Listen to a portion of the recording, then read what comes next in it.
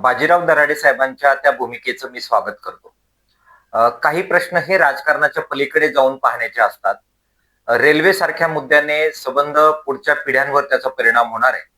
त्यामुळे त्यांच्याप्रमाणेच मी सर्व राजकीय पक्ष, सर्व राजकीय नेते सर्वांना आवाहन करतो की त्यांनी एकत्र यावं. जनतेला सुद्धा आवाहन करतो की ही ऐतिहासिक लढाई आहे. त्याच्यामुळे या मागणीसाठी राजकीय मतभेद आणि इतरही काही वेगवेगळ्या गोष्टी असतील, सगळं बाजूला ठेवून अकोलेकर म्हणून सर्वांनी एकत्र यावं आणि रेल्वेसाठी जर लढा उभा राहत असेल तर या लढ्याच्या मागे उभं राहावं, ही आमची मार्क्सवादी कम्युनिस्ट पक्षाची भूमिका आहे. मुळात हा प्रश्न गेले अनेक दिवस मार्क्सवादी कम्युनिस्ट पक्ष आणि किसान सभेने लावून धरलेला होता. आमच्या दोन मागण्या आहेत. एक तर नाशिक, अकोले, संगमनेर आणि मग पुणे अशा प्रकारचा जो मूळ रेल्वेचा मार्ग होता, त्याच मार्गाने रेल्वे गेली पाहिजे, ही नंबर 1 ची आमची मागणी आहे. आणि दुसऱ्या मागणीसाठी मार्क्सवादी कम्युनिस्ट पक्ष आणि किसान सभेचे अनेक कार्यकर्ते, ज्याच्यामध्ये सदाशिव साबळे आहेत, नामदेव भांगरे, एकनाथ मेंगाळ, त्याचप्रमाणे गणेश ताजने, संगीता साळवे, हे अनेक लोक दुसऱ्या मागणीसाठी सुद्धा अनेक दिवस विचार विनिमय करत लोकांमध्ये जागृती करतायत. तो म्हणजे शिर्डी, अकोले, शहापूर मार्ग. हे दोनही रेल्वे मार्ग जर झाले तर अकोले तालुका मुख्य शहरांना जोडला जाईल.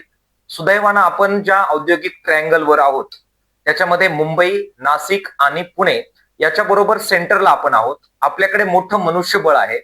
आपल्याकडचे लोक हे अत्यंत कष्टाळू आहेत, हुशार आहेत, बुद्धिमान अशा प्रकारचे विद्यार्थी या ठिकाणी आहेत. त्याच्यामुळे शिक्षणासाठी आणि रोजगारासाठी मोठं संसाधनं इथे उपलब्ध आहेत. आपल्याकडे पाणी उपलब्ध आहे, आपल्याकडे वीज निर्मिती होते.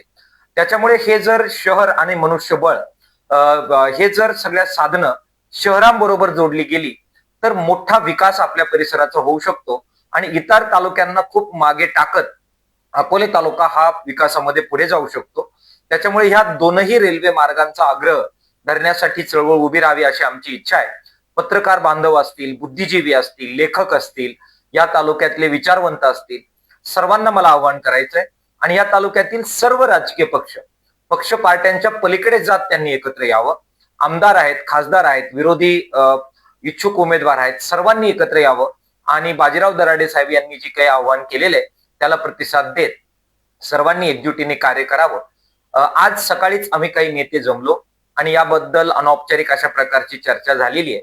उद्या 1 वाजता आपलं जे रेस्ट हाऊस आहे त्या ठिकाणी सर्व राजकीय पक्षांना, कार्यकर्त्यांना, विचारवंतांना आम्ही बोलवतो आहोत. सगळ्यांनी एकत्र येऊन ह्या लढ्याची सुरुवात करावी असं आवाहन मार्क्सवादी कम्युनिस्ट पक्षाच्या वतीने आम्ही करतो आहोत.